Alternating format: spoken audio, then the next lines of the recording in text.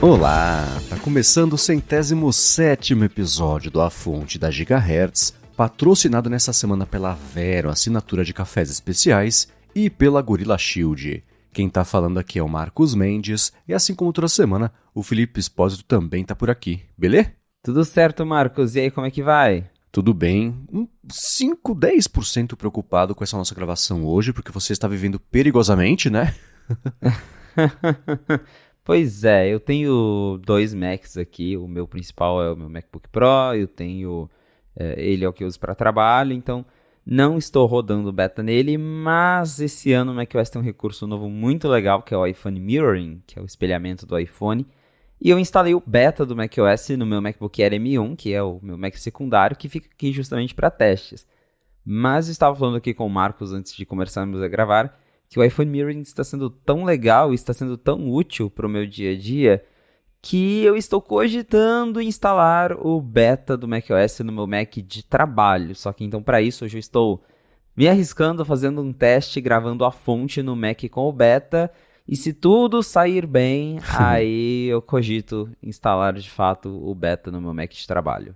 Boa, e aí se tudo sair bem, aí eu cogito instalar o beta no meu Mac de trabalho, porque eu tô louco pra testar e usar, na verdade usar, né, o iPhone Mirroring, esse espelhamento aí pra poder interagir no iPhone direto a partir do Mac, que, putz, eu não sabia que existia, mas é que eu sempre quis, sabe assim? Não sabia que eu sempre quis, na verdade. E eu acho que foi muito bem implementado já considerando que é a versão beta, porque eu já gostei do espelhamento das notificações, isso eu sentia muita falta no Mac, eu me perguntava como que a Apple demorou tanto para fazer isso, mas eu acho muito legal, porque agora você tem a notificação do iPhone, aí você clica nela, já abre a janelinha do iPhone ali, ou dentro do aplicativo do iPhone, é tudo muito bem integrado. Quando você precisa autenticar com o Face ID, você consegue usar o Touch ID do Mac para autenticar, então ficou uma integração muito legal. Algumas coisinhas ainda não estão funcionando. A Apple diz nas Release Notes que o Universal Clipboard, que é o copiar e colar entre devices, talvez não funcione, ainda não está dando para arrastar arquivo entre o Mac e o iPhone, como foi mostrado lá na demo da WWDC, mas já está nas Release Notes, que é bugs conhecidos, então em algum momento aí deve ser corrigido, mas já está funcionando muito bem, e para o meu workflow pelo menos, porque eu edito os vídeos que eu costumo publicar nas minhas redes, eu edito tudo no Mac com Final Cut, mas na hora de publicar esse conteúdo eu publico pelo Instagram do iPhone, toda aquela coisa, e não tem, né, Instagram. Dá para usar o site, mas o aplicativo é mais completo. Então eu tenho usado muito para fazer tudo dentro do Mac mesmo. Então eu consigo abrir o Instagram pelo Mac, isso está sendo bem legal. E tô bem tentado a colocar este beta no meu Mac principal, né? Não fiz novamente, não fiz ainda por causa de trabalho, mas pelo que eu tenho testado aqui, eu não testei gravação, mas o Safari, coisas que eu uso para fazer minhas matérias do dia a dia, Photoshop, Final Cut, tá tudo funcionando, então acho que só falta eu confirmar mesmo aqui se a gente vai conseguir gravar um episódio inteiro sem dar problema. Né, porque o risco pra gente aqui é porque áudio tende a ser um pouco mais instável nesses updates, assim, né? Tudo bem que não parece ter nenhuma reformulação de coisas específicas de áudio no sistema nesse ano, mas qualquer vírgula nova no código pode quebrar alguma coisa, né? Então a gente tem que ficar sempre alerta e atento com isso, mas que eu tô muito na vontade de testar, isso eu tô. E de betas em geral, a gente estava até comentando aqui antes da gravação, deve sair nessa semana uma versão nova, né? Saiu na semana passada betas do iOS 17 ponto alguma coisa, que ninguém liga mais, né? É tipo o meme do cara que olha, tá com a namorada e olha pra outra que tá passando. É tipo isso, né? Saiu o iOS novo, o beta do iOS antigo, ninguém liga, né? Mas deve sair nessa semana, né? Provavelmente é capaz de sair até hoje, inclusive, então tem chances de você que está aí ouvindo a fonte na tarde de segunda-feira já tenha o Beta 3 disponível, porque nesse comecinho a Apple tem o costume de lançar beta a cada 2 semanas. E até puxei aqui, tem um site muito legal que é o ThinkBits. Ele tem um histórico da frequência de atualização do iOS, quanto tempo leva de uma versão para outra. E ele até mostra aqui que no iOS 17 foram exatamente 14 dias para a Apple lançar o Beta 3. E hoje está completando 14 dias, né, 2 semanas desde que a Apple lançou o Beta 2. Então possivelmente vem aí o Beta 3, no máximo até amanhã. E o Beta 3 geralmente também é o primeiro beta público. Então, a qualquer momento a gente deve ter o primeiro beta público do iOS, que pelo que eu escutei por aí, pode ser o primeiro beta com alguns recursos do Apple Intelligence. Não todos, que a gente vai falar disso mais pra frente, mas já deve ter alguma novidade relacionada aí. Então, possivelmente essa semana teremos um beta com bastante novidades. Boa. Aquelas recomendações de sempre pro pessoal do beta público, né? Que também é do pessoal do beta de desenvolvedor. Backup antes. Eu não fiz backup quando eu instalei o beta. Falei, não vai precisar, não vai dar nada. Quase precisei voltar para a versão estável e teria perdido... Levou um sustinho, né? Levei um belo de um susto. Foi uma boa lição.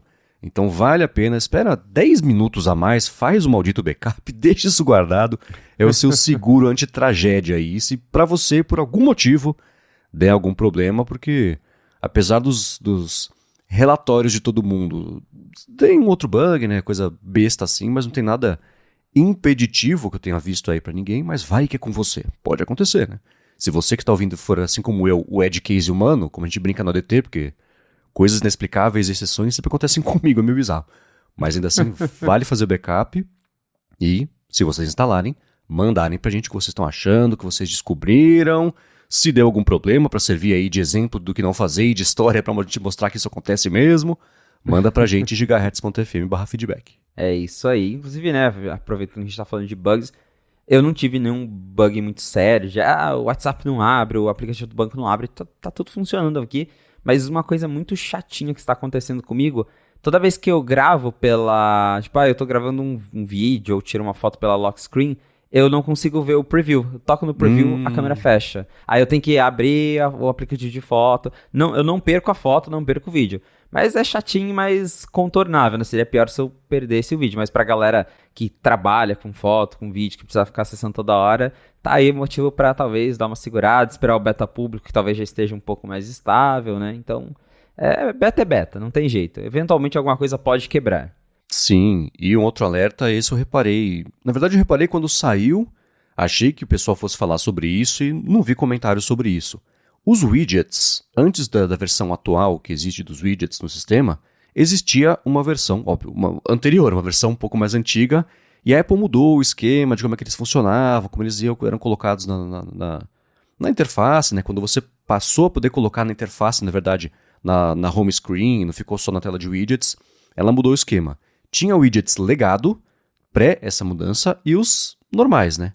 Nessa versão agora do iOS 18, os widgets legado desapareceram. Não tem mais suporte a isso. Então eu tinha uns 2 ou 3 ali, eu tinha um de calendário, que era diferente do calendário do sistema, né? Que tem navegação entre meses, que pelo amor de Deus, não sei como é que não tem até hoje isso, mas como é que foi dia 20 mês passado? Que dia de semana foi? Dia 2 do mês que vem, qual que vai ser? Isso o calendário widget normal, por algum motivo, não tem. E esses widgets legado deixaram de existir, não tem mais como colocar, eles sumiram da tela. Então fica esse alerta, eu sei que é bem específico, bem de nicho, mas tá aí um aviso. Sempre bom tomar cuidado. Muito bem. Agora na semana passada, Felipe, você falou sobre como você tinha recebido um gimbal novo da Insta360 e tinha já usado o sistema novo de pareamento do Bluetooth, né, que a gente detalhou aqui, e você ia testar ao longo dessa semana, mesmo porque amanhã, né, me parece que é o lançamento aqui no Brasil. Quer falar um pouquinho sobre ele? Sim, posso falar um pouquinho mais, porque a Insta360 vai lançar amanhã um gimbal novo, é o Insta360 Flow Pro, e é uma versão nova do Insta360 Flow, só que mais avançado, e eu estou gostando muito. É bem curioso, porque o gimbal que eu tenho hoje, se eu não me engano, ele chama Smooth Q3, é de uma fabricante chinesa também, e ele é um gimbal mais simples, na faixa aí dos R$500, se eu não me engano, já faz um tempo que eu tenho. E é uma coisa bem manual, desde o processo de prender ali o celular e você abrir ele, é tudo manual. E o Insta360, ele já é esse Insta360 Flow Pro, ele já é um gimbal bem automatizado, avançado, robotizado. Então, você coloca ali o iPhone, primeira coisa, ele tem o mount, né, o adaptador tradicional para você clipar o iPhone, mas ele também tem um mount MagSafe. Isso eu já achei bem legal, porque daí você só acopla o iPhone ali, ele já segura e você não precisa ficar prendendo, ajustando certinho, porque ele já usa o MagSafe do iPhone. Isso é muito legal. E outra coisa muito bacana é porque você apertou o botão de ligar, ele já se configura sozinho, já arma, já abre. É muito doido. Eu demorei até para conseguir me acostumar com o tanto de função que ele tem.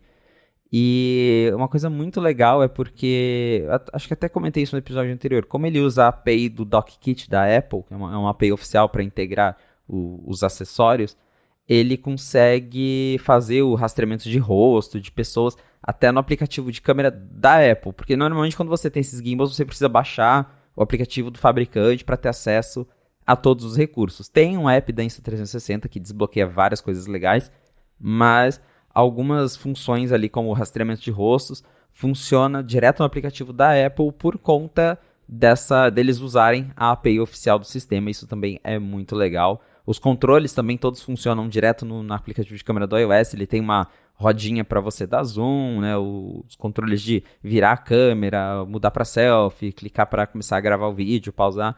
Tudo isso funciona no aplicativo padrão de câmera. Novamente, o emparelhamento facilitado através do NFC. Você só encosta ali no iPhone, ele já aparece a caixinha para você fazer o emparelhamento rápido. Eles falam que usa IA para fazer esse tracking dos rostos, isso funciona bem legal, você consegue travar um objeto específico para você movimentar o gimbal ali e ele focar. Ainda estou, né, descobrindo todas as funções que ele oferece, mas estou gostando muito, porque, novamente, ele é bem completo, ele é super inteligente e ele também funciona até como pau de selfie, você consegue esticar bastante ele, usa como pau de selfie, ele tem os pezinhos para você deixar parado na mesa. O que eu tenho hoje, por exemplo, ele até tem os pezinhos, mas é manual, tem que rosquear se eu quiser colocar ele na mesa, aí eu tiro. Então, e esse não, ele é todo já embutido, tem um design muito legal e vai ser lançado aí amanhã. Então, amanhã vai ter um post lá no 95Mac detalhando mais sobre esse novo Insta360 Flow Pro, e aí vocês podem acompanhar lá para ver melhor as especificações técnicas, todos os detalhes. Mas para a galera que faz vídeo, para a galera que grava e precisa de estabilizador, este é um bem legal e está sendo bem útil para fazer o meu trabalho paralelo de vídeos. Boa, que aliás está cada vez mais bacana os vídeos que você tem publicado lá no seu canal no Instagram. Tá saindo só lá ou você tá colocando em mais lugares? Tem no Insta, TikTok e no meu YouTube também tá saindo. Então, pra quem quiser aí dicas ou de viagem ou também de lugares pra comer, tem lá nos meus perfis de redes sociais. Tá bem bacana. E eu falei lançamento no Brasil, não é no Brasil, né? É um lançamento global, mas vai ser lançado aqui? É um lançamento global. Ainda não tem data, provavelmente vai, mas pro Brasil ainda não tem uma data específica, né? Mas é um lançamento mais global mesmo. O anúncio oficial do mundo inteiro é amanhã. Beleza. Bom, curioso pra ver esse post amanhã.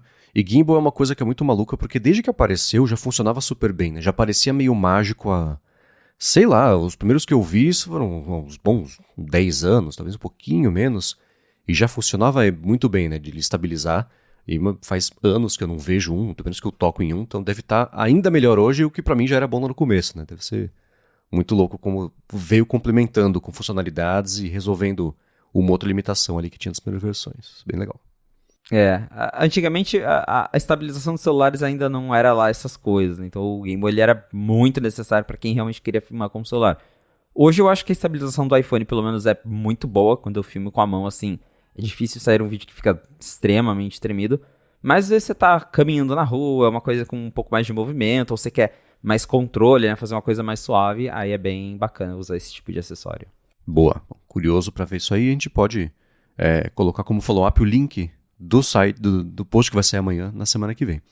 Agora eu quero trazer aqui alguns follow-ups sobre os assuntos que a gente comentou nas últimas semanas e da Apple ter decidido adiar o lançamento do Apple Intelligence na Europa, o que não quer dizer muito, né? A gente até comentou, porque só vai sair nos Estados Unidos, mas já falou, gente, junto com outras coisas aqui, Apple Intelligence não para vocês aí na Europa. O Nicolas Lima falou o seguinte, estava refletindo aqui sobre essa história. Imagino que só vai funcionar com os apps nativos, então o e-mail, mensagens, calendário, ou seja, seria um baita gatekeeper, né? Por isso não deve ser lançado na Europa e só uma futura versão com suporte a aplicativos de terceiros, mandando dados para IA, aí sim seria possível lançar por lá, sem levantar questões aí da Comissão Europeia. Além disso, a Apple não precisa gastar tempo e recurso levando para tantos outros idiomas, como alemão, francês, etc. Pode focar, fazer em inglês, espanhol, japonês e português, e só depois expandir para mais lugares. E aí? Pode ser um dos motivos, sim. Novamente, comentamos no episódio anterior que, primeiro, de tudo é beta, então nem está disponível para ninguém neste momento. Talvez essa semana a gente tenha acesso a algumas coisas. Mas é isso, como o DMA é uma coisa muito ampla, talvez a própria Apple tenha segurado já para ver o que dá para fazer, o que se encaixa, o que não se encaixa, o que talvez eles sejam obrigados. E essa questão aí levantada pelo Nicholas é uma boa questão pro lado da Apple, no sentido de eles terem ficado com medo por só funcionar com os apps da Apple. A União Europeia falou, olha só, vocês são obrigados a fazer funcionar com o Spotify também. Sendo que talvez até tenha planos pelo que a gente sabe, que a gente escuta, tem planos de que no futuro isso vai funcionar, né, para aplicativos de terceiros, mas nesse momento, até como a Apple ainda está trabalhando, só vai funcionar nos apps da Apple. Mas a União Europeia, a gente sabe que está pegando no pé da Apple, então pode ser que eles já tenham até falado que não vai ter nada lá até eles se resolverem, ou até ter essa API de fato disponível para todo mundo integrar, para daí a União Europeia não encher o saco da Apple, porque até se a gente pegar ali a questão do Apple Intelligence ser só da Apple, o negócio não é tão fechado assim, porque tem até integração com o ChatGPT, né? E a Apple já falou que pretende trazer mais parceiros no futuro, então se tem um medo por trás disso, provavelmente é pela questão de que neste primeiro momento que o recurso vai ser liberado, vai ser sim só para os apps da Apple. Então talvez ela segure até existir, né, a API para terceiros, para daí lançar isso lá na Europa.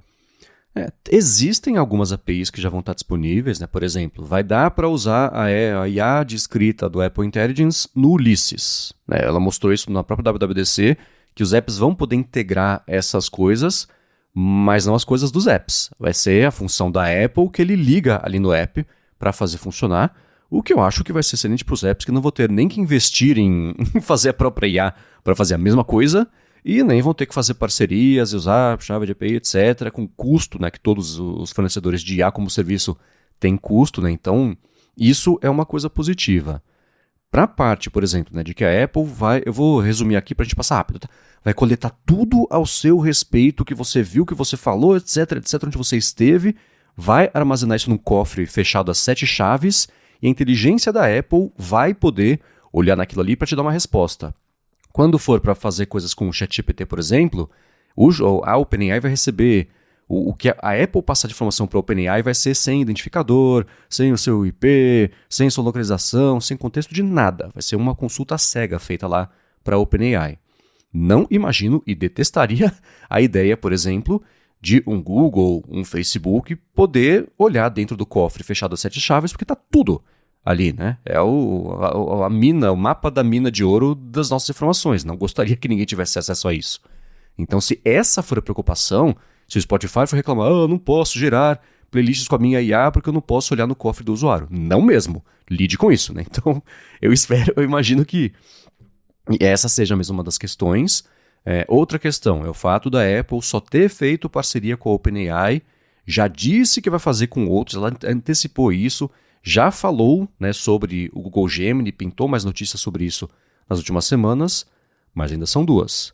Não são, né? Se tiver aqui a gente criar uma IA e quiser conectar no iOS, lamento, vou ter que conversar com a Apple e ela escolhe se vai permitir ou não. E eu acho que também tem uma questão aí que é importante de privacidade, apesar da Apple usar a privacidade como escudo anticompetitivo quando nem sempre é exatamente ali, ou faz muito sentido.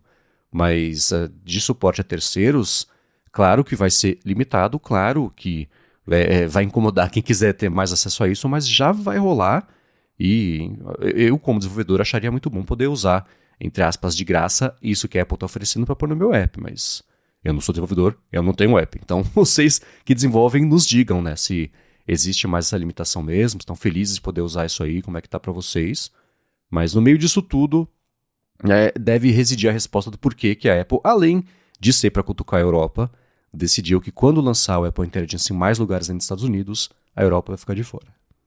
Pois é, e um detalhe curioso, a Apple traduziu a página do Apple Intelligence para o português do Brasil. Então, no site do Brasil agora existe uma página explicando o que é o Apple Intelligence, porque pra resumir o site da Apple, geralmente quando não vai ter algo no país, eles nem colocam no site. Então, sei lá, tipo, tem um recurso do iOS que só funciona nos Estados Unidos. Nem, tipo, o Apple Cash lá, o negócio de mandar dinheiro pro outro. Isso nem aparece no site do iOS na versão brasileira. E a página do Apple Intelligence foi trazida pro Brasil, explicando bonitinho, em português, o que é o Apple Intelligence. Aí tem um disclaimer lá, falando, disponível em beta para inglês dos Estados Unidos ainda este ano. Mas por ter a página traduzida, já é um indício de que eventualmente a Apple tem intenção de trazer para cá. Isso é muito legal. Agora, se você abre, por exemplo, o site lá, pega o mesmo link, né, que é apple.com/ a sigla do país, /Apple Intelligence. Se você tenta colocar qualquer país da União Europeia, diz que a página não existe. Então, lá realmente o pessoal vai ter que esperar um pouquinho mais. Tem um link pro e-mail da Margaret Vestager, falando, cutuca ela, a culpa é dela, né? E no site da Apple em português, no site brasileiro, na verdade, não só está disponível essa seção, mas se você entrar em apple.com.br, o primeiro destaque, acima de iPhone e de todo o resto, é justamente isso. Então, é verdade. Tem peso, né? Então, interessante. E quando ela lançou, né, eu fiquei curioso para ver como é que ela ia fazer a tradução de Apple Intelligence em mais países. Aqui funciona a inteligência da Apple, vira IA, funcionaria, né, isso, mas não. Ela está usando a Apple Intelligence como a marca do produto IA. Assim como Siri é um nome global, Apple Intelligence vai ser também. Então, ela fala sobre a nossa Apple Intelligence, sei lá. Ela não traduziu. Então, esse foi um outro detalhezinho que eu achei interessante aí para aumentar logo de cara o valor da marca Apple Intelligence que ela está colocando. Não quer diluir isso traduzindo, né? Não é um termo traduzível, é uma coisa, é um produto, né? Uma marca mesmo, exatamente. Exato. Aí até embaixo vem, né? IA para todos nós, mas a marca Apple Intelligence está sendo usada em inglês. Isso aí, mas excelente sinal isso estar aí com tanto destaque já logo de cara aí no site da Apple aqui no Brasil. Interessante. Bom, um outro feedback que chegou foi do Felipe Cipriano, porque a gente comentou na semana passada do Tap to Provision, que eu achei um nome estabanado para funcionalidade nova de você encostar o cartão ali no iPhone, ele já fazer toda a comunicação, configuração para funcionar o Apple Pay, configurar o Apple Pay. Eu falei, putz, isso na hora de lançar para o público final, vai ter um nome mais amigável, mais autodescritivo do que Tap to Provision, que não diz nada, né? E o Felipe Cipriano, abraço para ele, saudade dele inclusive, ele falou assim, acho que nem deve ter um nome oficial essa interface. O fluxo para você adicionar um cartão no Apple Pay por meio de um app, ao invés de você entrar na wallet, digitar o número, etc., entrar no app do banco para adicionar por lá, já é Push Provisioning. Mas pra gente aqui é uma coisa transparente, não tem nome, só existe, né? É uma terminologia restrita ao mercado. E ele complementou, falei sobre a Visa, né, que anda meio sumida, pelo menos no meu dia a dia, e ele falou que eles eram bem mais restritos para startups e bancos menores, mas agora estão acordando. O aumento de benefício do Visa Infinite, por exemplo, é uma das iniciativas, e a Nomad recentemente trocou a bandeira aí para a Visa, isso pode ter algum incentivo também da bandeira. Então tá aí. Obrigado e obrigado pelos dois feedbacks em um. Abraço pro Cipriano. Realmente é um nome mais interno, mais técnico. Acho que a Apple acabou utilizando ali no press release para destacar porque é uma novidade legal, mas no dia a dia vai ser algo invisível para os usuários. Só uma janela que aparece ali, talvez não sentiram a necessidade de realmente dar um nome àquele recurso. Então vai ficar como Tap to Provision, mas algo talvez mais visto pelos desenvolvedores mesmo do que de fato pelos usuários finais. Nem tudo tem que ter nome de produto, apesar de eu achar que isso caberia, né? É um diferencial, etc. Mesmo porque eu, quando penso em cadastrar um cartão no Apple Pay, me dá até azia, porque é tão complicado. Eu falo, cara, quer saber? Deixa. Minha irmã me emprestou faz 3 meses aqui o Apple Watch dele, que é um Série 9. Até hoje eu não cadastrei Apple Pay no relógio, porque eu sei que é fácil, mas também é chato. Falei, quer saber? Deixa pra lá. Então, nossa, né? Só de saber que vai ser mais fácil, já acho bacana. Isso poderia merecer um nome e ser uma coisa, um recurso, né, para você vender como algo. Mas tá bom, já vai ter, já é excelente.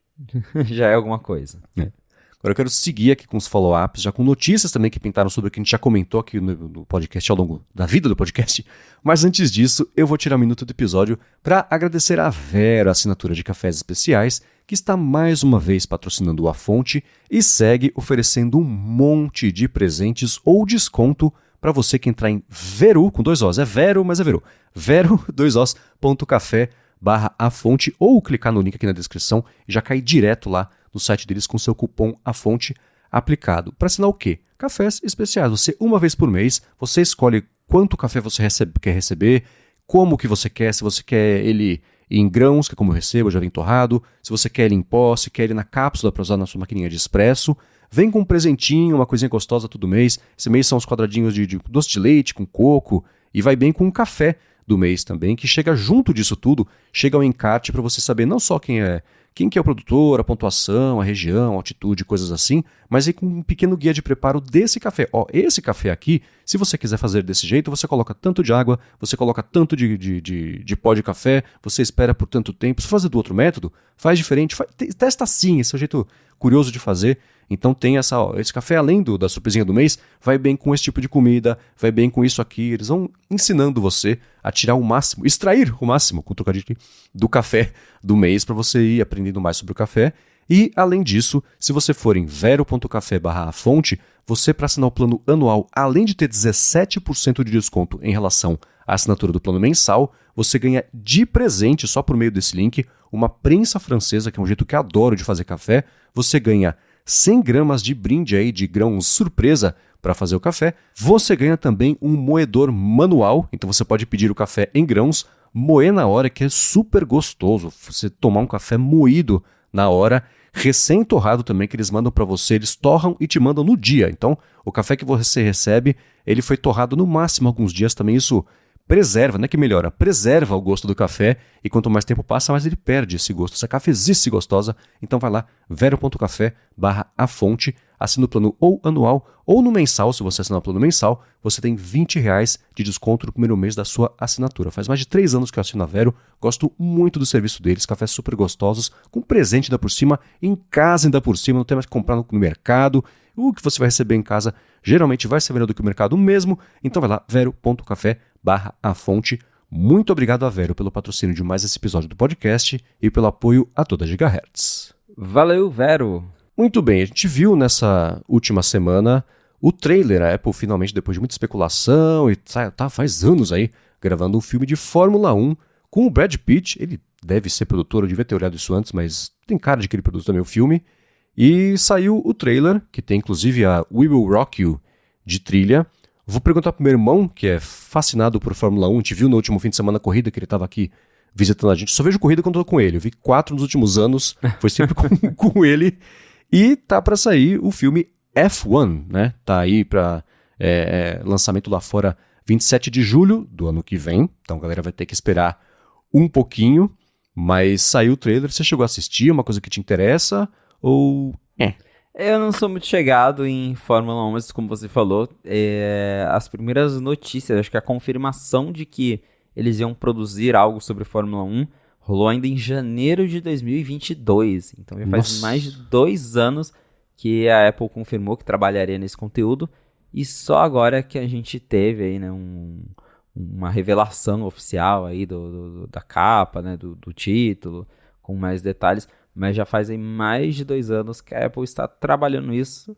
E eu tenho certeza que vai ser um conteúdo que chama a atenção, porque eu conheço muita gente que é fã de Fórmula 1 que vai ficar doido para assistir isso aí, mas não é o meu tipo de conteúdo. Então deixo aí pra galera que é fã de Fórmula 1. Novamente, tenho muitos amigos que adoram, mas esse eu estarei passando.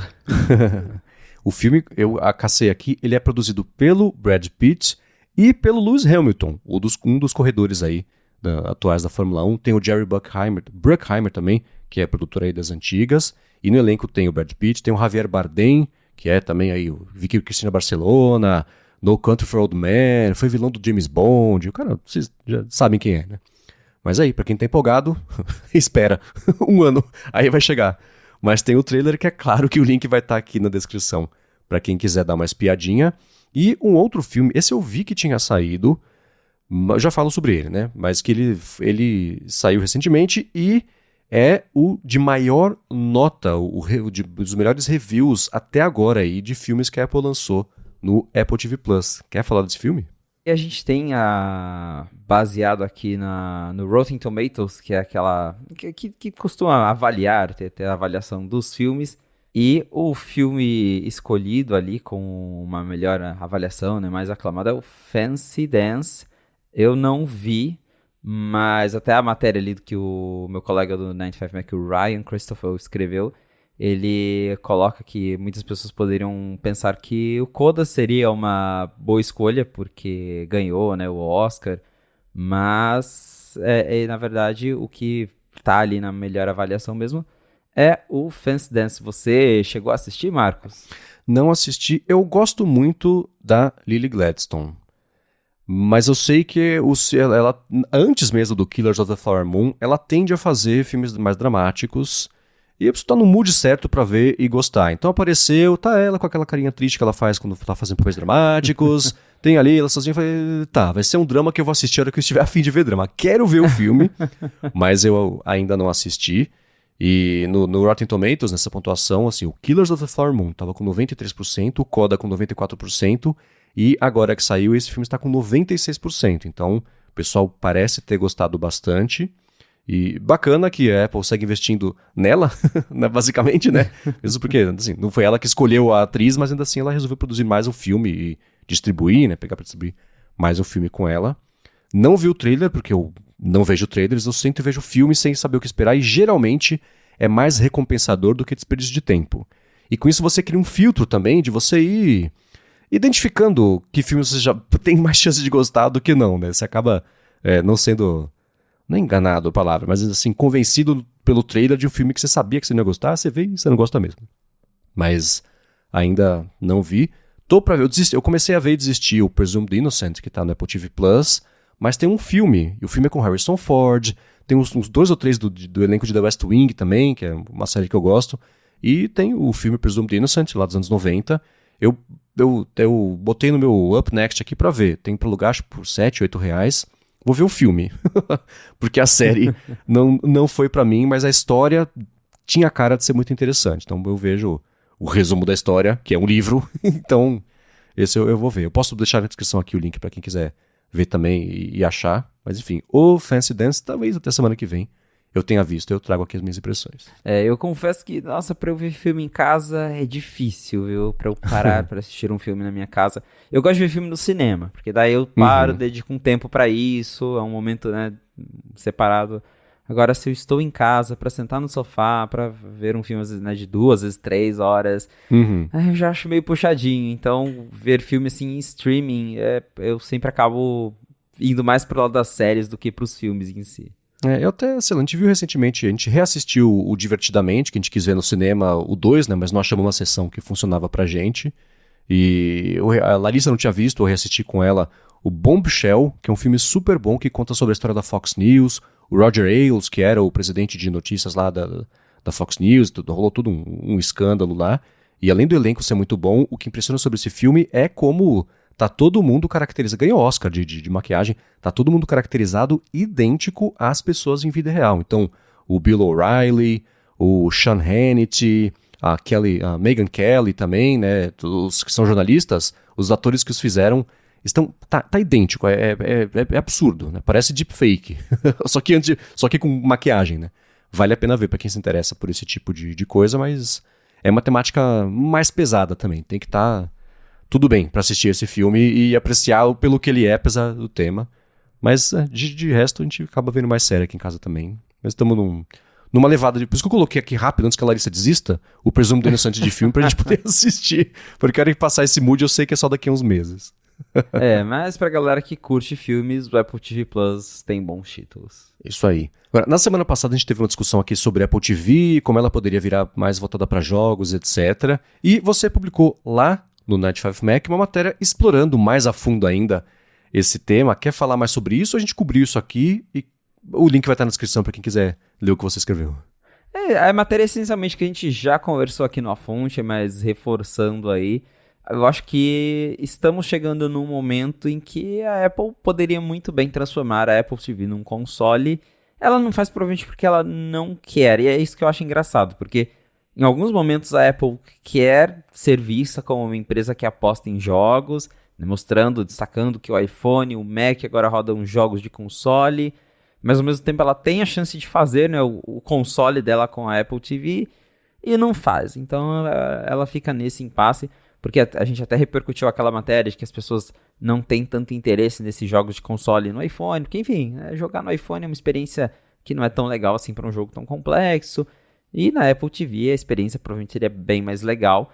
A Apple tendo, né, sei lá, fazendo uma Apple TV Pro com chip M4, com chip A18 que vai ter Ray Tracing, o A17 Pro já tem, né, mas enfim, um desses chips para você ter ali na TV da sala um jogo a nível de Xbox, de PlayStation, eu acho que seria muito legal, e a Apple poderia até seguir esse caminho que eu falei, né, de Apple TV Pro, porque eu acho que é importante a Apple TV como device de streaming continuar custando barato. A Apple até reduziu o preço na última geração, custava acho que lá fora $150, aí a última caiu para 129, ficou um pouco mais barata, e eu acho que a Apple TV precisa até talvez cair para ainda menos se possível, mas seria legal ter de repente um modelo Pro para quem quer jogar, e esse modelo Pro vem com um chip M4, vem com um chip mais poderoso, para rodar esses jogos, porque o ciclo todo ele tá, as coisas estão começando a fazer mais sentido, porque a Apple lançou lá o Game Porting Toolkit deles,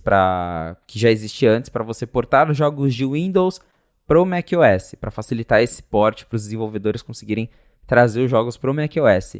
Agora, na versão 2.0 dessa ferramenta, quando você adapta o jogo para o macOS, você já consegue também portar esse jogo para o iPhone e iPad, que basicamente é a base, né, de visionOS, tvOS. Então, hoje estaria mais fácil para um desenvolvedor pegar um jogo que ele tem no Windows e trazer para todos os devices da Apple.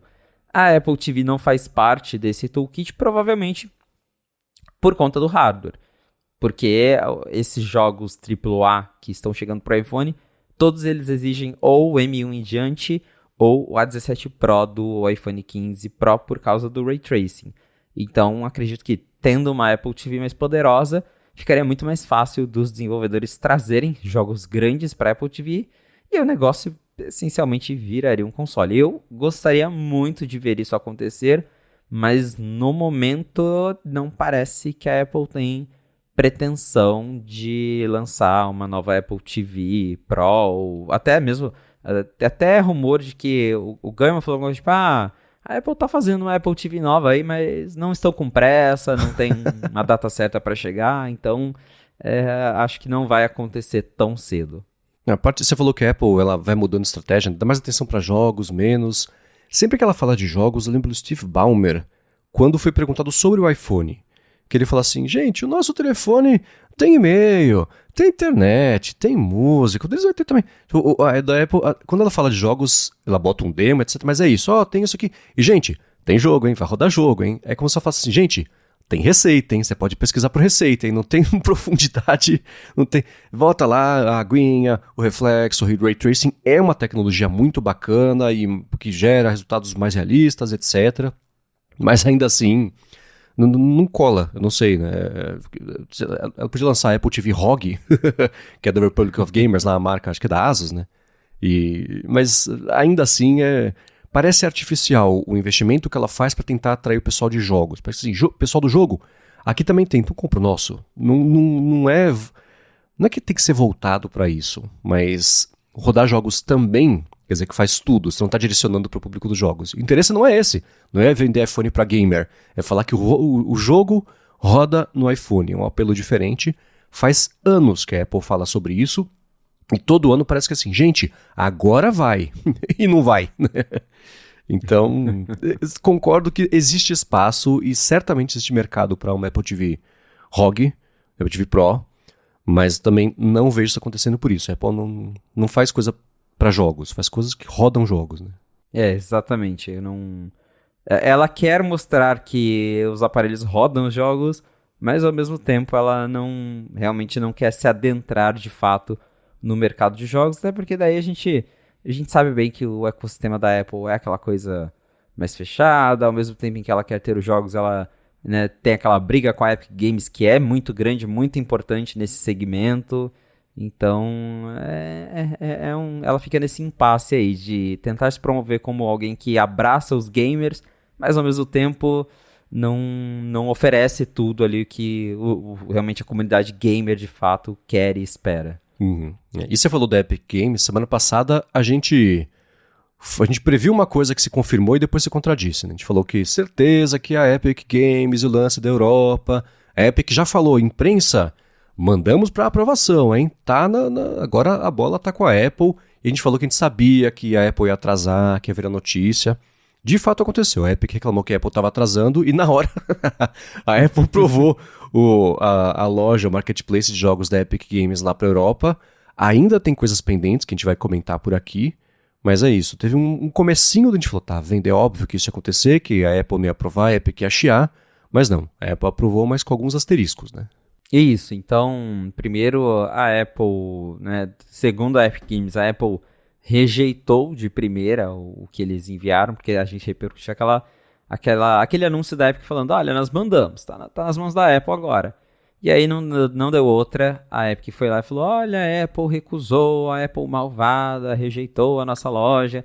Aí eles até falaram que segundo a Apple, o problema era porque eles estavam usando botões de instalar e de destacar as compras internas usando o mesmo estilo visual que a Apple usa na App Store, e aí era considerado uma cópia do botão da Apple e não podia. E depois que isso foi parar na imprensa, é um argumento muito, enfim. Picuinha. Depois que isso foi parar...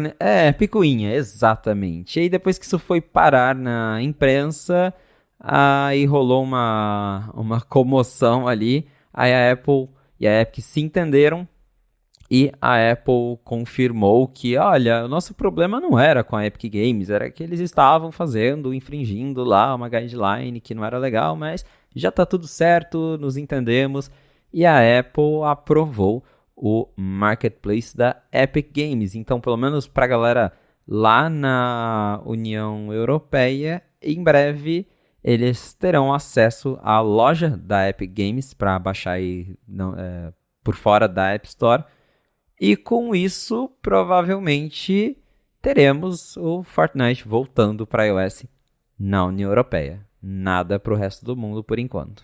Esse lance do botão eu achei engraçado, que a Epic falou, gente, essa briga tá longe de acabar, a gente vai usar os botões como a gente quiser. A Apple falou, não, o botão a gente vai aprovar, mas não pode, hein. Picuinha.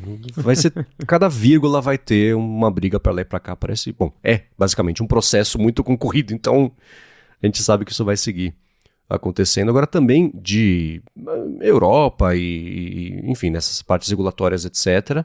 A Apple falou que vai passar a permitir alternativas de pagamento lá pro Vision OS, que não tinha entrado ainda nessa conversa, mesmo porque Vision OS quem, né?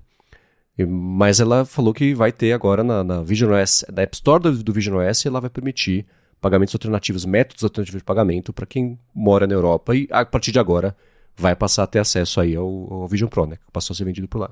Exato, até porque, como você acabou de falar, o Vision Pro não era vendido na Europa, está chegando agora, então faz sentido que eles tragam, né, algumas coisas do GMA que já existiam ali no iOS, depois foram para o iPadOS, agora vindo aí também para o Vision OS. Isso que eu acho que o Vision OS talvez nem se enquadre em nada do GMA, porque, novamente, até o iPad que se enquadra, a Apple tentou disfarçar, não, o iPad não é tão grande assim, né, gente? O iPad não precisa. Aí a União Europeia falou, precisa sim. Mas Apple Vision Pro, que, né, sei lá, tá vendendo, se nos Estados Unidos vendeu 50 unidades, na Europa vai vender 10. Não sei se a Europa estará tão preocupada com o DMA para Apple Vision Pro, mas tá aí, a Apple já vai se adiantar, já vai liberar os métodos alternativos de pagamento na App Store do Vision OS. Só não tem ainda detalhes sobre as outras coisas do GMA, porque a parte de App Marketplaces, e isso ela já falou que vai chegar para iPad com o iPadOS 18, já tem no beta inclusive, então em setembro os App Marketplaces, aquela coisa dos motores de navegadores terceiros, também estará disponível para iPad lá na União Europeia, mas para Vision Pro, para Vision OS, a única coisa que foi anunciada por enquanto é essa questão dos métodos alternativos de pagamento. E eu acho que ela vai deixar assim até a União Europeia realmente falar, não, tem que trazer App Marketplace para Apple Vision Pro. Daí ela vai lá e faz. Mas por enquanto é isso, vai ter como fazer pagamento por outros métodos lá na App Store da União Europeia, até para quem comprar agora um Apple Vision Pro. Você vê que o mercado é pequeno quando nem ela se importa. Ah, tá bom, tanto faz. A gente consegue conviver sem 20 centavos a mais. É bem por aí. Enfim. Agora, o que virou notícia nesse último fim de semana, por conta da newsletter do Mark Gurman, foi o Apple Watch. Ele deu bastante foco. O tema principal da newsletter é agora esse futuro aí do Apple Watch. E ele traz o que a gente já especulou um pouquinho aqui, né, com base no que ele próprio tinha vazado, vazamentos também de mercado sobre o que deve sair nesse ano. E tem um pedaço da newsletter que me chamou muito a atenção, que foi o seguinte: ele fala sobre como a Apple gosta de comemorar, né, datas comemorativas, né, quando possível, etc. E ela fala que com o iPod nem deu para fazer isso, porque em 2011, quando completou 10 anos do lançamento lá em 2001, o iPod já estava meio fraco. Eu falei, nossa, é verdade, né? O ciclo de vida do iPod foi tão curto, se você pensar que foi o iPhone que acabou matando o iPod, mas ainda assim 2011 é um período, assim, o Apple Watch que acabou de lançar já vai fazer 10 anos, né? Foi o mesmo período. O Apple Watch parece que ainda é novidade, com o iPhone 10 também, né? Nossa, o iPhone 10 parecia que tinha acabado de sair o iPhone e já chegou o iPhone 10, mas no caso do iPod já tinha 10 anos, foram longos 10 anos até ele, né, deixar de ter a relevância enorme que ele teve, etc. Ele foi anunciado, na verdade, o anúncio foi adiado em 2001, porque era para ter sido, acho que na semana do 11 de setembro, ou no dia não, uns 2 dias depois, uma coisa assim, e foi para outubro de 2001, lá no Town Hall, mas um evento menorzinho, um pouco mais sóbrio, né, etc. E ele falou, pô, tá aí, verdade, né, o iPod com seus 10 anos parece que durou mais e se estendeu mais do que os 10 anos aí do iPhone, mas enfim, né? Ele falou que a Apple gosta de comemorar e ela deve fazer isso com o Apple Watch, mas ele tá na dúvida ainda se vai ser o Apple Watch desse ano, que, bom, série 10, né? É difícil você lançar um série 10 e depois lançar o Apple Watch X no ano que vem, mas ainda assim, ele falou sobre como ela não fez também tanta festa com o iPad, né, em 2020, quando completou os 10 anos, era pandemia e enfim, né? E ele fala sobre como os novos Apple Watches devem ganhar um chip novo, que ele fala que poderia, lá na frente, abrir espaço para adotar algumas melhorias de IA, mas não é para rodar o Apple Intelligence no relógio, não é isso. Mas ele fala que isso pode abrir caminho, não tem nada a conferir. Ele especula, né? E, ok, mas a notícia não é que vai ter IA no Apple Watch, né? E tanto no Série 10 ele fala isso, quanto também no Apple Watch Ultra 3, e reitera que as telas vão aumentar e que o modelo maior do Apple Watch novo vai ser basicamente a maior tela que a Apple já lançou aí no relógio, comparável com o Ultra, né? São muitas vertentes aí desses rumores, porque, novamente, repercutindo algo que também já comentamos. Os rumores iniciais para esse Apple Watch 10, né, Apple Watch X, é que realmente a Apple comemoraria os 10 anos com um modelo totalmente redesenhado, que ia ser bem diferente. Todo mundo estava falando que ia mudar o mecanismo da pulseira. E por fim, agora, todo mundo já está aliviando, né, um pouco essas expectativas, né, diminuindo um pouco as expectativas, porque o próprio Gurman, que lá atrás falou que o Apple Watch teria um grande redesign, que ganharia esse sistema de pulseiras diferente, agora já está falando que, olha, vai ficar maior, talvez fique mais fino, mas vai ficar bem parecido com o que já tem hoje. Então a Apple não vai mudar tanto assim como talvez o pessoal estava esperando. Novamente, eu lembro que em 2021 vazou aquele monte de render do Apple Watch quadrado, né, com as laterais todas retas, e por fim o Series 7 era só o Apple Watch de sempre, agora com as bordas mais finas e também, né, um pouquinho mais curvado, mas não era nada drasticamente diferente como havia vazado. E esse ano parece que, não sei se os rumores, né, os vazamentos iniciais estavam errados, ou se a Apple realmente cogitou fazer uma mudança drástica, e aí falou, já funciona do jeito que tá bom, vamos deixar assim mesmo, coloca uma tela maior aí, e vai. Então, a gente não sabe exatamente o que aconteceu, mas tudo indica agora, baseado nesses últimos rumores, né, tanto o Mintico já falou, e o Gurman também, que as principais novidades serão a tela maior e o corpo do relógio um pouquinho mais fino, mas ele ainda vai ter aquela carinha de Apple Watch com os botões nos mesmos lugares, do jeito que a gente conhece. O estilo do relógio em si não deve mudar muito. E isso, né, da comemoração, ele até comentou que a gente não sabe se vai ser esse ano, ano que vem, porque o Apple Watch foi anunciado no final de 2014, mas só chegou nas lojas em 2015. Porém, acho que isso é mais o Gurman tentando enrolar a galera ali, depois dele ter falado que ia mudar tudo. E aí, tipo, se não mudar é porque a Apple que não se decidiu lá se queria comemorar esse ano que vem. Mas, lógico, acho que pela lógica faria sentido comemorar nesse ano, que, né, seria o Series 10 já. E tá aí. Pra quem esperava uma mudança grande de Apple Watch, talvez não vai rolar, né? A novidade vai ser uma tela maior, que para alguns já deve ser suficiente. Eu fico um pouquinho assustado com essa ideia, pelo motivo que eu já falei. Meu pulso é bem pequeno, eu uso o modelinho menor. Esses dias eu até testei um Apple Watch de um parente, que é o modelo maior de 40. Não é o Ultra. O Ultra nem cogito, porque eu já vi que é um trambolhão, né? Aí eu coloquei o de 45 no meu pulso, tipo, eu fiquei, eita, negocinho grande, né? Mas acho que até dá pra acostumar, né? Vamos ver se de repente a mudança vai ser mais deixar as bordas da tela ainda mais finas para não ter que crescer tanto o corpo do relógio. Talvez seja algo mais nesse estilo, fico curioso.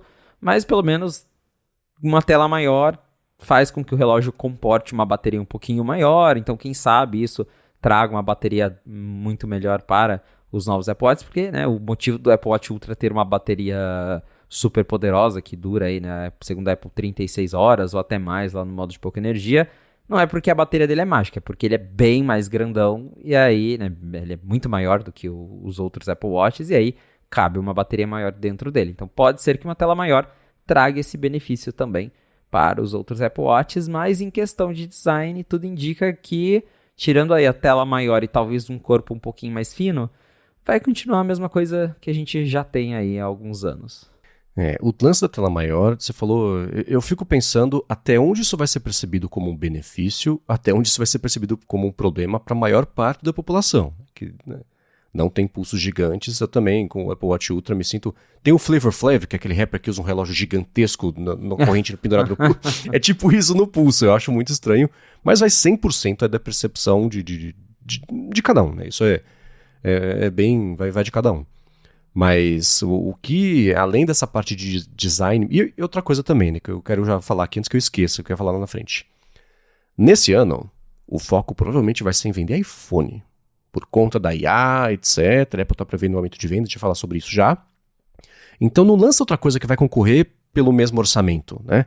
Se o Apple Watch e o iPhone vão ser anunciados juntos, provavelmente já agora em setembro, você lançar o iPhone com IA e também lançar um Apple Watch muito diferente, com o aspecto, né, que geralmente vende mais mesmo, você vai dividir uma carteira que nem sempre vai estar a fim de dividir, né? Mesmo nos Estados Unidos, que o pessoal está chiando agora porque custa caro também, né? Como não era lá no começo. Então, adiar um Apple Watch mais parrudo, mais diferentão para o ano que vem e focar no iPhone nesse ano para vender iPhone, me parece ser uma estratégia sã, né? Tem a história de que nesse ano o que deve chegar, podem chegar melhorias na parte de medir pressão sanguínea, também a apneia do sono, com base nas medições de oxigênio e etc. Mas também o Graham falou assim, a Apple olhou para isso, e se ela estava fazendo, deu uma bugada, não está confirmado, né, que confirme a Apple, etc. Mas vocês entenderam, não está confirmado que vai ter. E mesmo na parte de pressão, não seria uma coisa tipo, vou medir minha pressão com o Apple Watch agora, põe um sfigmômetro lá na hora para medir. Não, ele faz que nem a temperatura, ó, aumentou aqui, diminuiu aqui, né, mais tendências do que diagnóstico, mesmo porque para diagnóstico teria que passar por muitas etapas regulatórias e só mostrar tendência é menos grave se você errar, né, e você mostrar tendência você tem mais chance de acertar porque, né, é tudo mais geral ali. Então, o que pode chegar isso, não está confirmado, mas redesenho mesmo parece que não. E pintou uma história de um Apple Watch de plástico para a versão SE, que também me pareceu que ele falou assim, a Apple olhou para lá e tinha plástico. Não é exatamente que vai ter um Apple Watch SE de plástico, mas existe agora pelo menos essa chance, porque, enfim, ela estudou isso em algum momento. Né? Esse rumor é mais nesse sentido mesmo, de que em algum momento alguém lá dentro pensou, e se a gente fizer um negócio de plástico? Eu particularmente acharia estranho, né? Eu não me vejo usando um relógio de plástico. Né? Eu sei que existem, né, um pessoal que tem os relógios de plástico e tal, mas não sei se ficaria legal. Acho que o SE funciona do jeito que está hoje.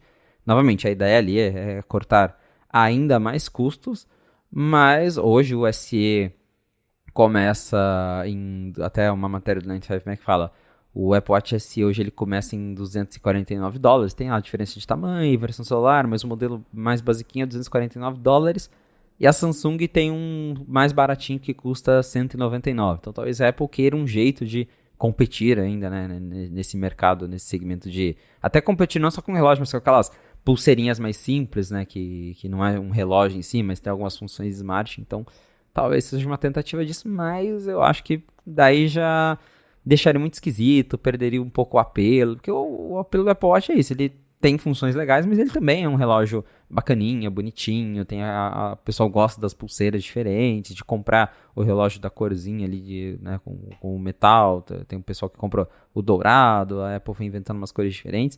Acho que essa é a parte mais legal do Apple Watch. E deixar ele de plástico, sei lá, é tipo o iPhone 5C, que a gente sabe como que acabou o 5C, né?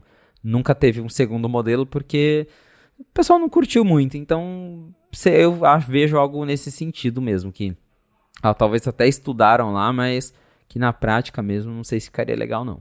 O paralelo é exatamente esse do 5C. E o acabamento dele, né, era um plástico que, se for exagerado, daria pra falar, lembra porcelana. Não parecia plástico, aquele plástico com bolha e leve, com a emenda. Tinha um acabamento que, mesmo o material sendo plástico, tinha ali um verniz, que deixava ele com um acabamento mais bacana, mais caro, né? Mas, seria meio por aí. Imagino que seria um Apple Watch Kids, mais do que outra coisa, porque imagino que mesmo o SE, e tendo essa compatibilidade agora do relógio, você poder ter o relógio da criança no iPhone de um adulto, isso é uma coisa meio independente. Acho que seria mais por aí. E o plástico, dizer plástico já dá a nota de que seria uma coisa meio barata, meio vagabunda, né? Quando a Apple anunciou o 5C, o texto lido pelo Johnny Ive falou que era unapologetically plastic. Ele falou um plástico com personalidade que não pede desculpas por ser plástico, sabe assim? Vamos bater no peito e falar sim. Então acho que seria uma coisa meio voltada aí pra isso. Mas também, o Gabriel falou assim, a Apple pensou em plástico, não quer dizer que vai ser, não tem rumor que vai ser isso, pode ser, mas né, lá dele mesmo não tá seguro pra falar que deve ser. Ele falou só que foi uma hipótese explorada em algum momento. Foi um pensamento ventilado lá, e você falou, né, de como eles divulgavam o 5C. Eu lembro que acho que no site, no press release, não era nem plástico, era policarbonato, né? Policarbonato. Eles se recusavam a falar plástico. Verdade. As especificações técnicas, press release era sempre policarbonato. Então, eles tentavam ao máximo, né, evitar, porque o plástico tem essa conotação mais barata, né, mais de material inferior. Porém, novamente, acho que um relógio de plástico não ficaria muito legal, não. É que nem a pulseira do Apple Watch de fluorastômero. Né? Fluorelastomero, é isso, né? Que não é silicone, isso. Não. É um polissílabo. Meio por aí. Agora eu quero trazer aqui a gente falou agora há pouquinho sobre o Google Gemini, falei das vendas maiores de iPhones também, que eles foram um pouquinho mais a fundo isso, mas antes eu vou agradecer a Gorilla Shield, que está mais uma vez patrocinando a fonte, e além de seguir oferecendo desconto para você que usar o cupom GHZ, quando você for fazer um checkout, você tem 5% de desconto, ele é cumulativo com uma promoção que está rolando no site, que está dando até 70% de desconto, que é o mês anti-impacto. Então, parte de capinha, parte de película, etc. E você pode também concorrer a 2 caixas de som Atomic. E a Gorilla Shield, além de ter capas e películas, tem uma série de acessórios que vão desde fones de ouvido, né? Tem desde com fio, tem Bluetooth, tem earbud, tem headphone, carregador também, tanto para carro quanto portátil, por indução também. Acessórios não só para telefones e tablets, mas para notebook também. Tem até caneta para você usar nos seus dispositivos. Braçadeira, tem carteira, aquelas carteiras com proteção de RFID, etc. Tem mochila também aí para você usar na sua vida móvel. Eu adoro um carregador que eles mandaram para testar, que é 3-in-1, né, que é do iPhone, do Apple Watch e dos AirPods também. Ele dobra, vira uma coisa, fica uma carteirinha pequenininha assim, é super portátil. Cabo, então, não falta cabo trançado de 1,5 m, de 2 metros, de 1 metro... Eu falei 1,2 m semana passada, de 1,20 m. Tem USB-C, tem Lightning, tem USB-A, enfim, tem adaptador para cabo também. Vai lá em gorillashield.com.br ou passa aqui na descrição do episódio para você já clicar e cair direto lá com o cupom aplicado e garante seus 5% de desconto cumulativo com descontos no site. Muito obrigado a Gorilla Shield pelo patrocínio de mais esse episódio aqui do podcast e pelo apoio a toda a Gigahertz. Valeu, Gorilla Shield. Muito bem, saiu a notícia de que a Apple prevê que por conta das IAs, né, do Apple Intelligence, etc., que ela aumente aí as vendas do iPhone 16 em 10 milhões de unidades, o que, se acontecer, pode configurar mais um super ciclo aí que a Apple teve. Acho que o principal foi quando saiu o iPhone 6, né, que ficou maiorzão de verdade em relação aos modelos anteriores. Ela passou usando o seguinte, explicando: gente, vendeu pra caramba lá atrás, era demanda represada, etc. Calma, né? Então ela tem a expectativa de, nesse ano, por conta da IA, aumentar bastante aí as vendas do iPhone 16. Essa estimativa ela vem com base ali nos pedidos da Apple para TSMC, que é quem faz os chips do iPhone, e a Apple teria pedido mais do que o número habitual, né, um número aí, 10 milhões a mais, porque ela provavelmente está esperando que vai vender mais iPhones. O Gurman, várias fontes já falaram que esse ano as novidades em termos de hardware mesmo não vão chamar tanto a atenção. Deve ser o mesmo design que a gente já tem na linha 15. A mudança aí de hardware deve vir mais no sentido de que a tela, se eu não me engano, vai ficar um pouquinho maior, mas né, a borda vai ficar mais fina. Mas o corpo do iPhone em si vai ser a mesma coisa, a mesma aparência, o mesmo layout de câmera. Deve mudar que o 16 Pro, o menor, vai ganhar a lente de zoom, mas não serão grandes novidades, não será um grande redesign, né? O iPhone 6 foi o primeiro iPhone grandão, mudou tudo, mudou o design, mudou a tela, ganhou várias novidades, foi o primeiro com NFC, então chamou muita atenção, teve esse super ciclo, e tá difícil da Apple conseguir ter outro super ciclo, justamente porque agora as novidades elas vêm mais quebradas, a gente não tem mais um super iPhone que muda tudo. Acho que o último que talvez dá para argumentar que teve algo assim foi o 12, né, que do 11 pro 12 teve uma mudança mais significativa no design, e o 15 hoje essencialmente está seguindo ali a mesma linha de design do 12 com algumas mudanças, mudou o material, mas essencialmente ainda é bem parecido. Agora, com os recursos de inteligência artificial, com o Apple Intelligence, existe essa expectativa de que vai vender mais. Eu não coloco muito a minha mão no fogo. Talvez tenha ali, né, um boom inicial de pessoas interessadas em trocar para experimentar os novos recursos. Principalmente a galera que é entusiasta de tecnologia. Pessoal que é entusiasta, que talvez né, tem um iPhone 14, tem um iPhone 15 que não é o Pro, vai ficar tentado a comprar os mais novos para usar esses recursos, para testar.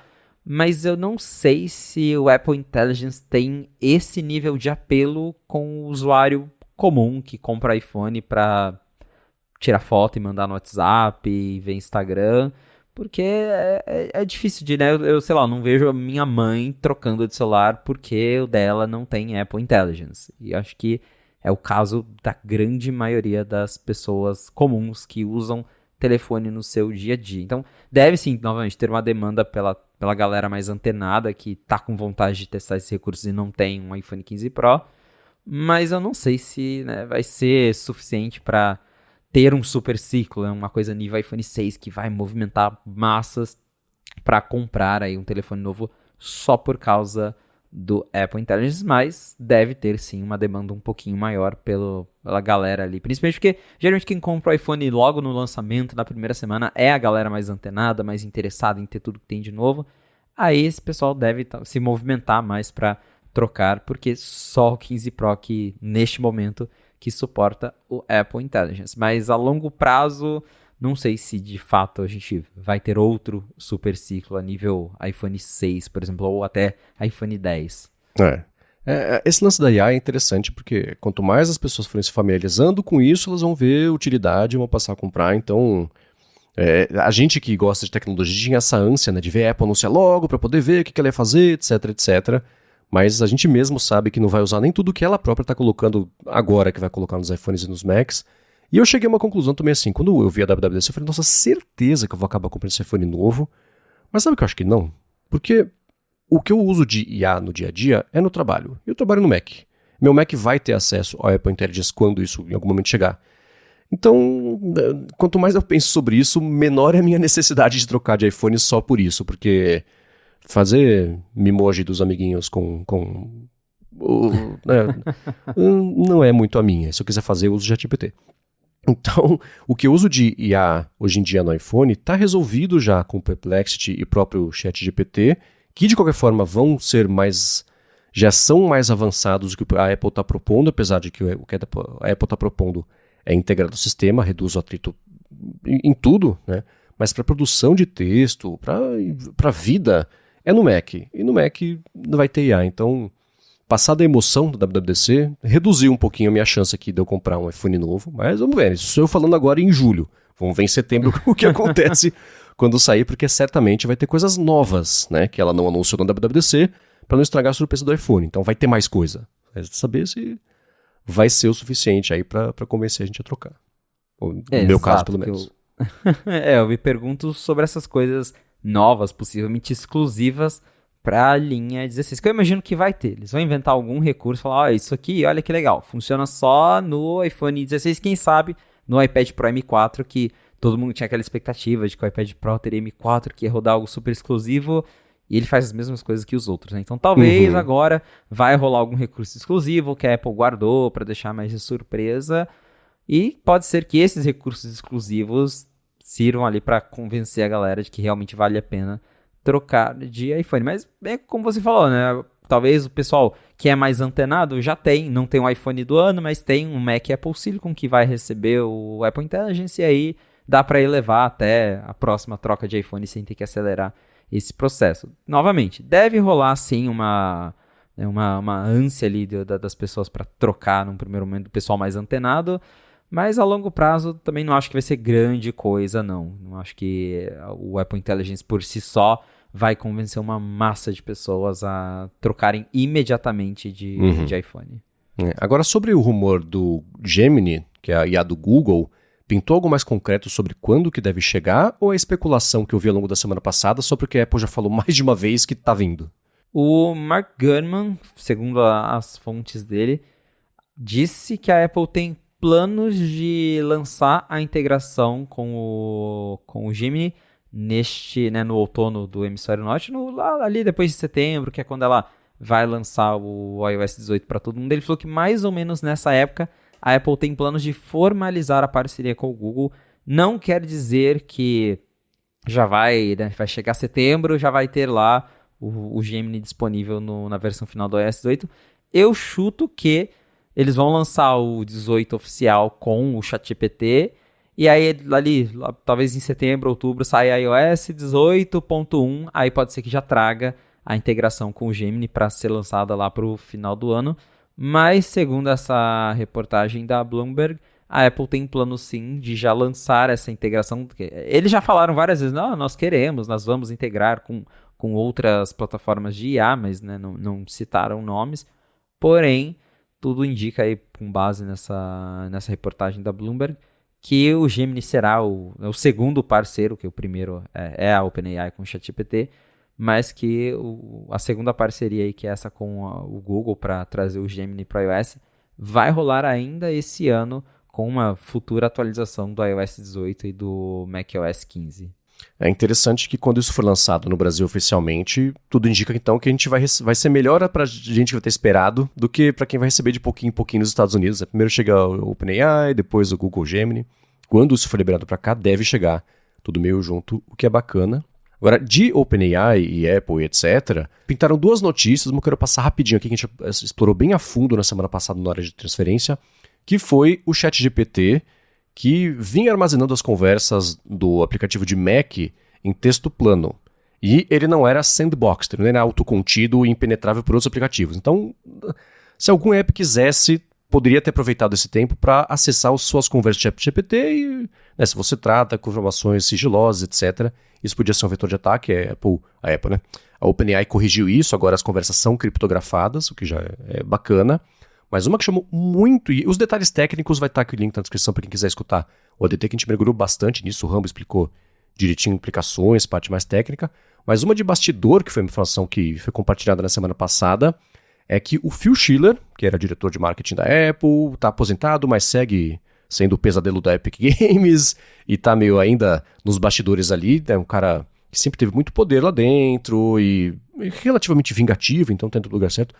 Ele deve se juntar ao painel da OpenAI, eu brinco que é em modo leitura, como observador. Não vai ter poder de voto, mas vai fazer parte do conselho, junto com o conselho recém-anunciado, que foi reformulado, desde lá do motim que quase demitiu o Sam Altman, ele voltou e demitiu todo mundo, rolou essa confusão toda. Ao longo dos últimos meses, enquanto esse conselho novo era montado, que tem um ex-tesoureiro americano, tem uma galera de peso, foi a Meg Whitman, que era a CEO do Yahoo, ela foi cogitada para entrar lá também.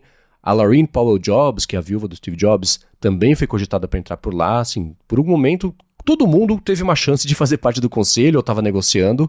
Foi montado o conselho, eles estão adicionando agora esses cargos complementares. E o Phil Schiller, da Apple, essencialmente, deve ocupar uma das cadeiras lá como observador, o que eu achei interessantíssimo. Te interessou isso ou eu que gosto de fofoca? Esse tipo de fofoca é sempre legal, né? Ainda mais com tudo que tá rolando aí entre Apple e OpenAI, porque antes mesmo deles anunciarem, todo mundo já especulava, mas o que uma vai ganhar com a outra? Tem dinheiro envolvido, não tem? E aí depois falaram que, né, que uma não tá ganhando nada diretamente, mas que a Apple pretende lucrar ali com as assinaturas. E agora a gente já vê um outro movimento, que é a Apple colocando alguém deles lá dentro da OpenAI para ficar de olho, né? Vale reforçar que é um papel de observador, então o Phil Schiller ali dentro, né, mesmo fazendo parte do conselho, ele não poderia opinar, não teria um poder de voto, né, de decisão, mas ele poderia participar das reuniões, né, ver o que acontece ali por dentro, ter acesso a informações privilegiadas, e isso está causando um burburinho justamente porque a Microsoft também é uma das maiores, né, se não a maior investidora hoje da OpenAI, e a Microsoft também participa dessas reuniões, então o pessoal já começa a se perguntar, né, o que vai rolar, se, né, Phil Schiller vai participar de reuniões junto com a Microsoft vai deixar isso acontecer, né, se eles vão pedir, de repente, para ter alguma reunião ali privada que ele não pode participar. Mas é bem interessante de ver, né, que a Apple conseguiu aí, através da parceria, firmar esse tipo de laço mais profundo, em que eles conseguem até colocar o Phil Schiller lá dentro para ficar de olho.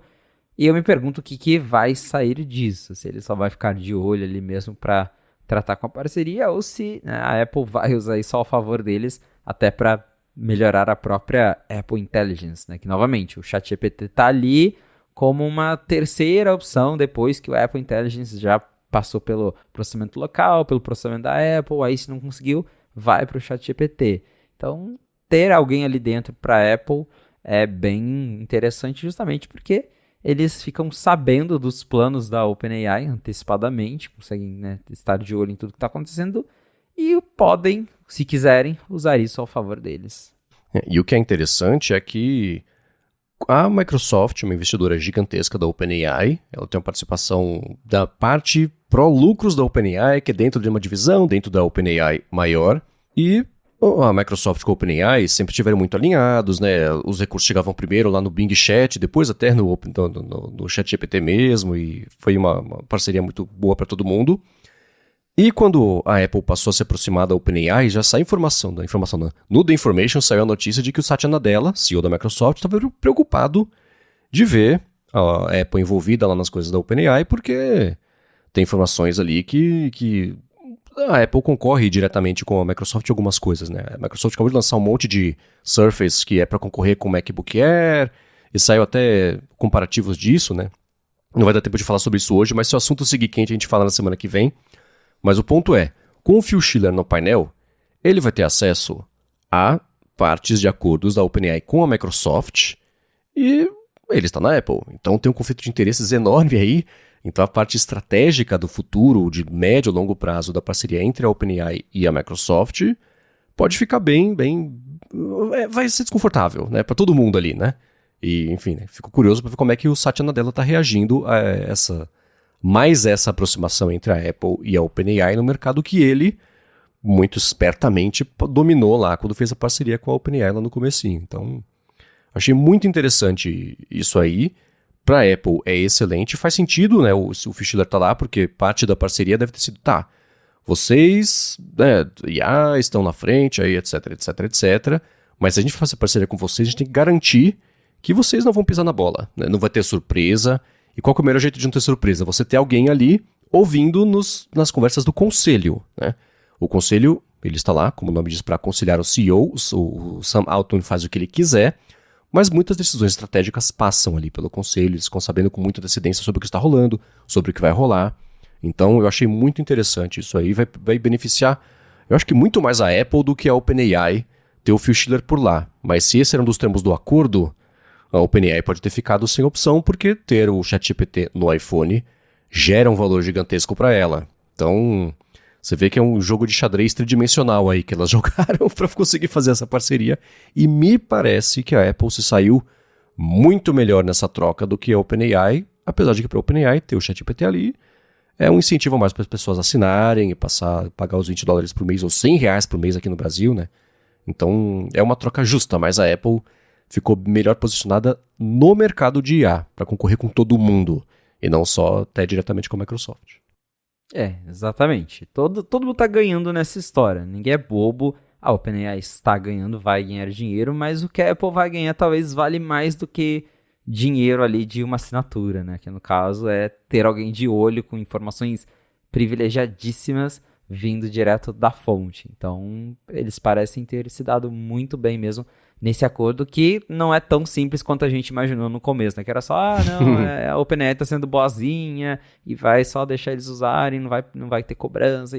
Não, é uma coisa bem mais profunda ali envolvida. Vamos ver quais serão as cenas dos próximos capítulos com Phil Schiller dando umas voltinhas lá dentro da OpenAI. Quem sabe isso distrai ele de futricar na App Store, né? Do caso da Epic Games. A gente até brincou, ele tava precisando de uma distração, né? Quem sabe essa é a distração dele agora. Precisa de mais um hobby. Pois é, né? Epic Games adorou essa notícia, tem razão. Agora, pra gente finalizar aqui o episódio de hoje, você publicou uma matéria no Net5Mac na última semana, repercutindo, na verdade, um código que o pessoal do Mac Rumors viu, que reacendeu o papo daquele um HomePod com display, que tinha referências de um Home Accessory nos códigos aí da Apple, etc. O que pintou de novidade em relação a esse assunto?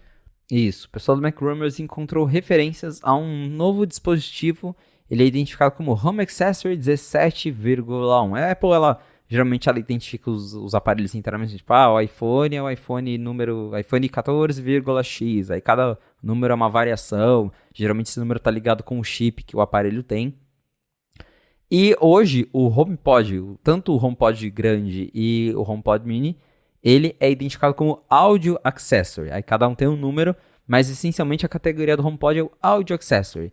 E aí o Mac Rumors descobriu o Home Accessory, que é um produto que não existe hoje. Não existe nenhum device da Apple lançado que esteja associado à categoria Home Accessory.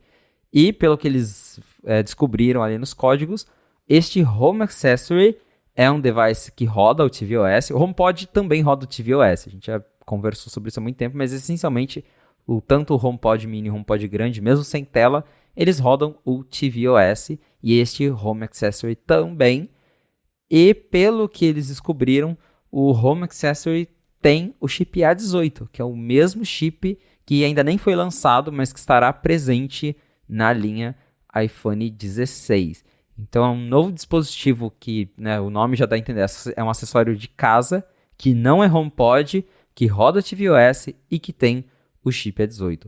Já faz mais de um ano, talvez 2 anos, que a Bloomberg e outras fontes vêm reportando que a Apple tem explorado ideias relacionadas a colocar uma tela no HomePod. A gente já viu o protótipo daquele que tem a tela pequenininha em cima, que é só o redondinho, que realmente é uma tela para você interagir.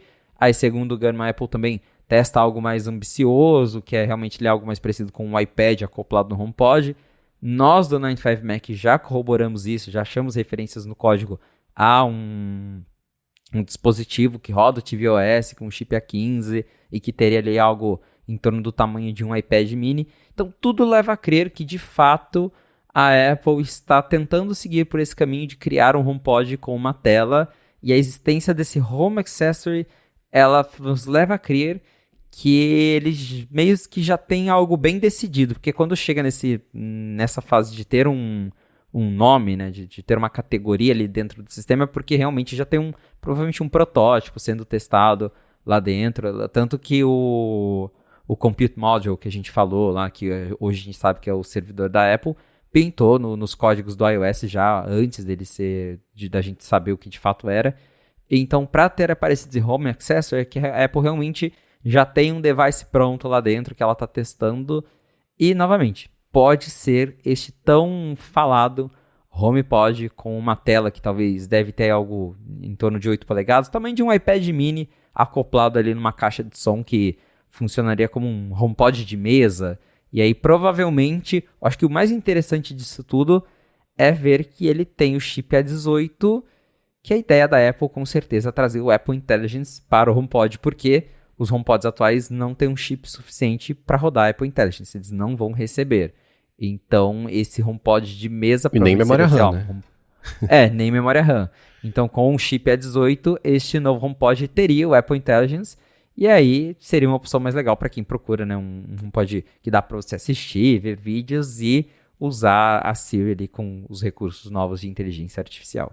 Eu estava caçando aqui os anúncios dos HomePods. O HomePod primeiro foi anunciado numa WWDC, mas o HomePod Mini eu acho que foi anunciado em setembro, que ele saiu em novembro de 2020. Isso. Estou falando isso por quê? Porque tem eventos de iPhone que a Apple faz aquele, coisa de HomeKit, aí monta aquela casa com atores lá, populando a casa que você vê o corte para ver por dentro ali, etc.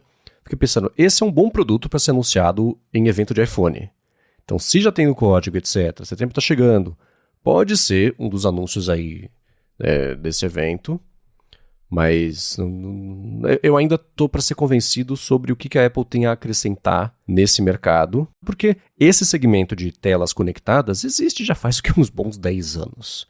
E não é exatamente uma ultra necessidade de todo mundo, e não parece o tipo de produto que a sensação geral do mercado é assim, ok, mas só hora que a Apple lançar, aí eu compro, né?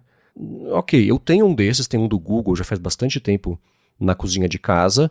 Já usei mais, hoje em dia é meio raro eu usar, ou para ver uma receita de alguma coisa, vai acompanhando a receita como você está fazendo ali. Esse produto ele é feito mais para ser mais surrado do que um iPad, por exemplo, cai uma farinha, esse tipo de coisa pode acontecer ali com ele, no material, pelo menos esse do Google é assim, mas acaba virando... É literalmente o HomePod com tela, né? Quando eu tirei o HomePod mini da cozinha, botei na churrasqueira para cozinhar, é com ele. Falo, Google, toca lá, ele é conectado lá com Apple Music e vai. Ele é bem lentinho, eu peço para tocar, espera um bom tempo. Dava pra estar tocando meia música, até começar mesmo a ouvir o que eu queria, né? Até aí já perdi a vontade. Mas isso pra dizer o quê, né? Curioso para ver como é que ela vai posicionar. Se é o lance de você, é uma máquina de FaceTime que vai seguindo você através da sala, vira pra lá pra cá. Tem um monte de rumor que pode ser algo disso. O Google acabou de lançar o tablet HomePod junto, né? Que você descola o tablet lá e você usa normal. A hora que você bota no dock ali, ele vira isso. Ele tem uma caixinha de som também. Então tá todo mundo investigando alguma coisa nesse mercado, mas nada parece ser um matador de vendas, assim. Então, curioso para saber o que a Apple vai ter a acrescentar nisso, o que vai fazer disso ser indispensável. Mas a gente pensava sobre isso, sobre o Vision Pro, e até hoje a gente está curioso para saber o que a Apple vai acrescentar nesse mercado, mesmo com o produto já à venda aí desde o começo do ano. Então, não é tão imprescindível assim, eu acho, você ter esse propósito desde o começo, aparentemente. Que não é só fazer algo legal, né? Realmente fazer algo que convença as pessoas que elas precisam daquilo no dia delas. E, como você me falou, já existem 1000 alternativas de speaker com tela. Hoje a Amazon tem. Inclusive a Amazon tem um que a gente até fez um conceitinho ali no 95 Mac, que é um HomePod daquele grandão colado no iPad mini. E a Amazon tem um Echo que é o alto-falante redondão ali, tem a tela que ela até segue a pessoa, né? Você vai andando ali, ela vai virando para te acompanhar, tem câmera. E pensando agora no sentido de sistema, dá para ver que a Apple já vem se preparando para isso, porque o tvOS ganhou suporte à câmera no ano passado, eles até melhoraram isso esse ano, né? Os aplicativos podem ter API de câmera. Só que é aquela coisa, né? Tipo, eu pelo menos não fico usando câmera na minha Apple TV. Testei uma vez, tipo, bacana. Era a minha tipo, próxima pergunta. Pra quê? Eu não tenho esse costume de ligar câmera na minha Apple TV, mas faz sentido o sistema estar pronto para uma câmera, porque daí quando eles colocarem uma no HomePod que roda o tvOS, o sistema já tem as APIs, os aplicativos do tvOS já estão prontos para ter uma câmera. Até faz sentido a Apple incentivar, lança aí o Zoom para Apple TV, né, o FaceTime veio para Apple TV, porque se eventualmente eles lançarem esse produto, o ecossistema ali já está meio pronto para ter uma integração mais legal com esse tipo de coisa. Então, Acho que deve rolar talvez no ano que vem, né? Como o German falou, imagina, sei lá, naqueles eventos de abril, maio, que a Apple geralmente lança ali alguns Macs e iPads novos, pode ser que role também o lançamento desse produto. Mas é aquilo, tal qual os outros HomePods, não acho que ele vai fazer tanto barulho assim. Eu até teria de curiosidade para testar, mas não é um produto que realmente vai... Não sei o que a Apple poderia fazer que outras empresas já não tenham feito nesse segmento. E tem funções legais, né? Você pode botar que nem o wallpaper do álbum de fotos da Apple TV, por exemplo. Fica lá, faz um slideshow bonitinho dos momentos da sua vida. É legal, é mais bacana, tendo colocado na sua vida isso, acrescenta, né? É mais bacana ter do que não ter. Mas não sei se justifica, convence o pessoal a abrir a carteira e pagar o que não vai ser $99 por uma coisa dessa. Então, pensa que o HomePod normal já custa 300 lá fora. Né? Então imagina o HomePod com tela. Enfim, claro que a gente quer saber o que vocês têm a dizer sobre isso, então entre em gigahertz.fm/feedback para mandar os feedbacks de vocês, perguntas também, que a gente de tempos em tempos faz o apanhado e traz aqui ao final dos episódios. Quero agradecer a Gorilla Shield e também a Vera, Assinatura de Cafés Especiais, pelo patrocínio do episódio de hoje, a vocês que fazem reviews, avaliações, recomendam e ajudam o A Fonte a chegar cada vez mais longe. Obrigado a cada um de vocês que faz isso já, e também obrigado a você, Felipe, por semana após semana ajudar a gente a entender o que está rolando lá em Cupertino. Valeu, Marcos, e obrigado, audiência, por ter ficado com a gente até o final de mais um episódio do A Fonte. Se você quiser me encontrar nas redes sociais pra gente bater um papo, é só me procurar no @felipe.exposto lá no Instagram e no Threads. Boa, para falar comigo, MVC Mendes lá no Threads. Eu apresento por aqui o Área de Trabalho de Transferência, apresento para Louro Hipsters Fora de Controle e escrevo para o Mac Magazine no último fim de semana sobre o 1 ano do lançamento do Threads e a implosão aí do mercado todo de redes sociais também, mais ou menos nesse mesmo período de tempo. Tem link na descrição. Obrigado mais uma vez pela audiência de vocês e a gente volta na segunda que vem. Um abraço e até a próxima.